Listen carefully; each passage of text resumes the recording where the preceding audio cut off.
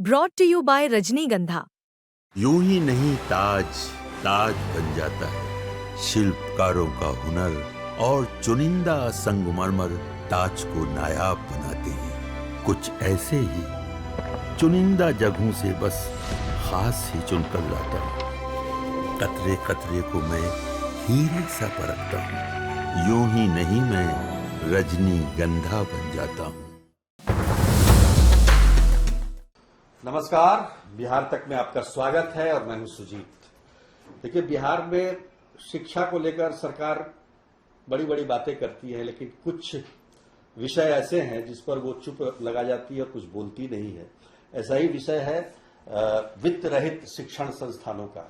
करीब 1400 के करीब में ऐसे शिक्षण संस्थान हैं जिसको कहने को तो सरकार अनुदान देती है, लेकिन जो लोग उसमें पढ़ाते हैं या फिर और गैर शैक्षणिक काम करते हैं उनको कुछ भी नहीं मिलता, ना समय पर वेतन मिल पाता है।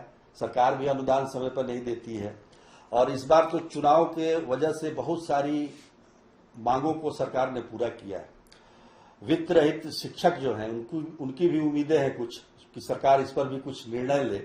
लगातार इनका आंदोलन भी चल रहा है, लेकिन सरकार की तरफ से कोई जवाब नहीं आ रहा है। जबकि उन्हीं की पार्टी के कई एमएलसी अनुशंसा कर चुके हैं कि भाई इनको अनुदान नहीं वेतनमान पर रखा जाए। कई ऐसे जो विभाग हैं शिक्षा में ही, जैसे नियोजित शिक्षक हैं या तमाम तरह के, उनको वेतनमान दिया गया है, तो ये भी लगातार मांग कर रहे हैं।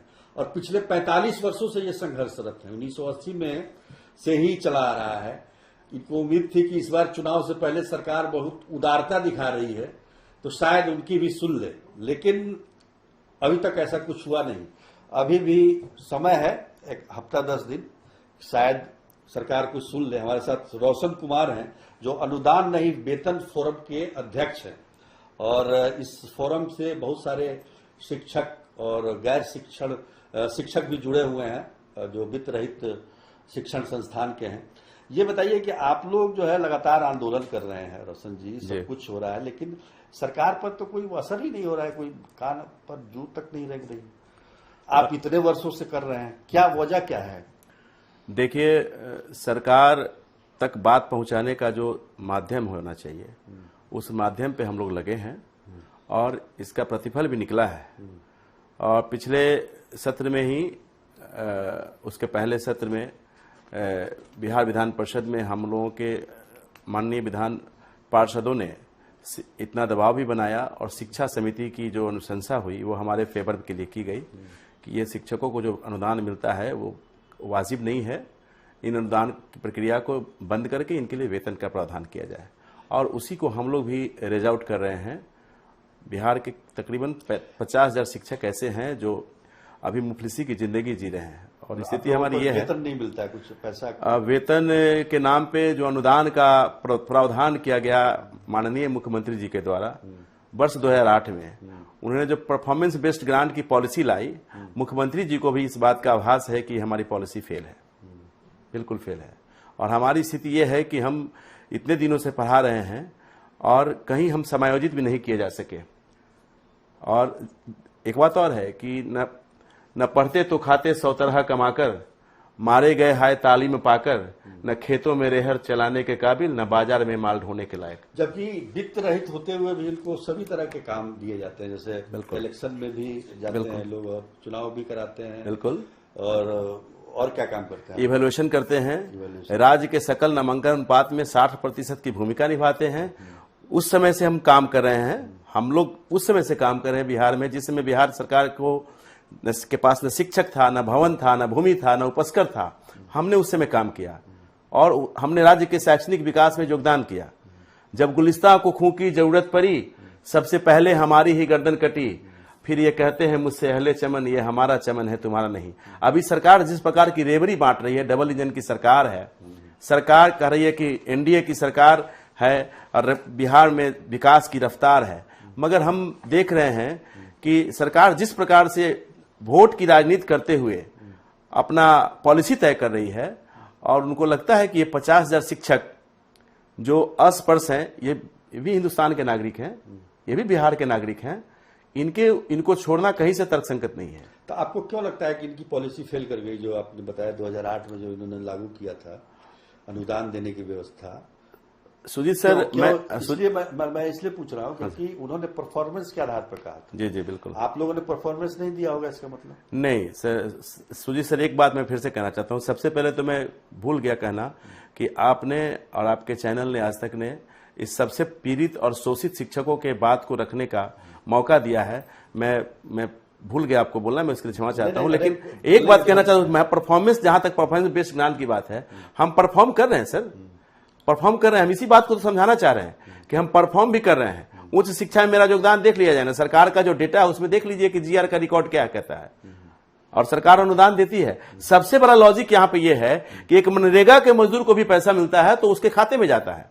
हम बच्चों को पढ़ाते हैं तो परफॉर्मेंस बेस्ड ज्ञान मतलब जब बच्चा का रिजल्ट पास होगा, हम 100 बच्चों को पढ़ाएंगे, अगर उसमें से 60 बच्चे पास करेंगे तो 60 बच्चे के पासिंग के आधार पर हमको पैसा दिया जाएगा। लेकिन गनीमत यह है, देखिए इसमें विडंबना क्या है कि वो पैसा हमको न देकर प्रबंधन को दी जाती है और प्रबंधन उसको लूटपाट करती है। अभी भी मिलता है आप लोगों को अनुदान के नाम पे? जो शुरू किया गया पॉलिसी 2008 में, अभी 2025 चल रहा है। अभी तुरंत ताजा 2-3 दिन पहले 17 और 18 का अनुदान गया है। 8 साल पीछे चल रहा है। 17-18 का अनुदान? हाँ, 8 साल पीछे चल रहा है। अच्छा, तो इस बीच में आप लोगों का काम कैसे चला फिर? अब क्या कहें ना कि बड़ी मुफलिसी की जिंदगी है, बहुत मुफलिसी की जिंदगी है। ट्यूशन पढ़ा के या कुछ अन्य काम करके बहुत सरकार को मतलब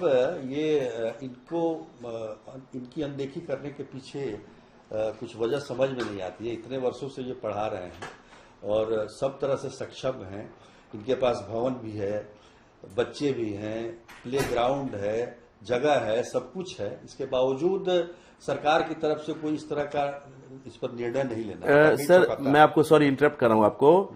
जो आपने बताया अप्रोक्स 1400 जो संस्थान है और एवरेज एक संस्थान के पास 6 एकड़ भूमि है। बताइए, 6 एकड़ भूमि है, ये ऑन रिकॉर्ड है सर। डिग्री कॉलेज है वहां 8 से 10 एकड़ है, इंटर कॉलेज है 5 से 7 एकड़ है, माध्यमिक स्कूल है 3 से 4 एकड़ है। उसका आप क्लब करके उसका एवरेज निकालिए तो 6.07 एकड़ प्रति संस्थान निकलता है। जमीन है सिर्फ, उसका बिल्डिंग अलग है, उसमें पीएचडी होल्डर शिक्षक अलग है। उसके बावजूद अभी जो सरकार की पॉलिसी आई है कि हर ब्लॉक में हम डिग्री कॉलेज खोलेंगे, उसके पास कह तो रहे हैं कि हर कॉलेज, उनको 1 कट्ठा जमीन कोई देने के लिए तैयार नहीं है। कोई 1 कट्ठा जमीन एक्वायर करेंगे, खरीदेंगे, उससे बेटर है कि अभी हमारे माननीय कई एमएलसी ने उनको सरकार को डेटा भी दिया है कि आप 50,000 करोड़ रुपए खर्च करोगे तब ये आप डिग्री कॉलेज खोल पाओगे, और आप मात्र अभी 10,000 रुपए खर्च करोगे तो आपको इंस्टेंटली जो है ये इतना आपको एसेट मिलेगा। लाइबिलिटी तो आपके पास है ही नहीं कुछ। आप ग्रांट दे रहे हो, ग्रांट आप गलत जगह दे रहे हो, ग्रांट आप दे रहे हो उनको जो ग्रांट का लूटपाट करते हैं मुख्यमंत्री जी, उनके अधिकारियों को भी सबको पता है। तो आप उसको थोड़ा सा चेंज करो, इसकी जो पॉलिसी आई है उसमें चेंज करने की बात आ रही है। बिल्कुल सही बात है। और जिस तरीके का मतलब हम तो यही कहेंगे कि सरकार ने अब तक इसको किया क्यों नहीं। ठीक है, उन्होंने परफॉर्मेंस बेस्ड अनुदान की व्यवस्था की थी, लेकिन आप सोचिए कि 17-18 का अनुदान अब मिल रहा है 25 में, 8 साल वैसे ही पीछे चल रहा है, कैसे चलेगा? सॉरी सर, मैं अनुदान के नाम से ही हम लोग को बहुत ही दिक्कत होती है। दो चीज हम लोग का कहना है सर, ये सरकार जो है भाजपा की सरकार और जदयू की सरकार जो है बिहार में चल रही है, और बार बार कहा जाता है चुनाव में डबल इंजन की सरकार। हमारे यशस्वी प्रधानमंत्री जी का भी अपना विजन है, वो कहते हैं कि मैं कोई तुष्टीकरण की राजनीति नहीं करता, मैं अपीजमेंट की पॉलिटिक्स नहीं करता, मैं सबका साथ, सबका विकास, सबका प्रयास की बात करता हूं। और नीतीश जी का कहना है कि न्याय के साथ विकास, ये सुशासन की सरकार है। लेकिन दो पॉलिसी को अगर हम आपको यहां पे रखेंगे तो ये दोनों ही पॉलिसी पर ये जो नारे जो हैं वो खोखले साबित हो जाएंगे। नंबर 1, आप डीबीटी स्कीम जो पूरे इंडिया में लागू करते हैं माननीय मोदी जी और माननीय नीतीश बाबू, ये डीबीटी स्कीम आज तक वित्त रहित संस्थानों में लागू नहीं हो पाया है। नंबर 1। नंबर 2, आप कहते हैं कि हम पॉलिटिक्स, अपीजमेंट की पॉलिटिक्स नहीं करते हैं। श्रीमान हमारे ही कोटि का मेरा भाई जो मदरसा में काम कर रहा है, जो अल्पसंख्यक विद्यालय में काम कर रहा है, संस्कृत विद्यालय में काम कर रहा है, वो हमारी ही कोटि का शिक्षक है, उसको भी प्रबंध समिति बहाल करती है शैक्षणिक योग्यता के आधार पर, हमको भी प्रबंध समिति बहाल करती है शैक्षणिक योग्यता के नाम पर। आपने उनको जो एक समुदाय विशेष के बच्चों को 2% बच्चों को पढ़ाते हैं, आपने उनको 7th पे कमीशन का लाभ दे दिया, ईपीएफ से उनको जोड़ दिया, सारी सुविधाएं उनको प्रदान कर दी। अच्छी बात, आपने अच्छा किया, मैं ये नहीं कर रहा हूं कि आपने भी सुन लीजिए, लेकिन सर हमको आप क्यों छोड़ दिए? चलिए, आशा है कि आपकी बात सरकार तक पहुंचे और आप लोगों को भी और राहत मिले। बहुत सारी घोषणाएं सरकार कर रही है, हो सकता है चुनाव से पहले आप लोगों के लिए भी कुछ अच्छा संदेश मिल जाए। आप स्टूडियो में आए, बहुत बहुत धन्यवाद आपका। आपका भी बहुत बहुत धन्यवाद सर, जो आपने सबसे शोषित पीड़ित शिक्षकों का बात को आपने रखने का मौका दिया। नमस्कार। नमस्कार।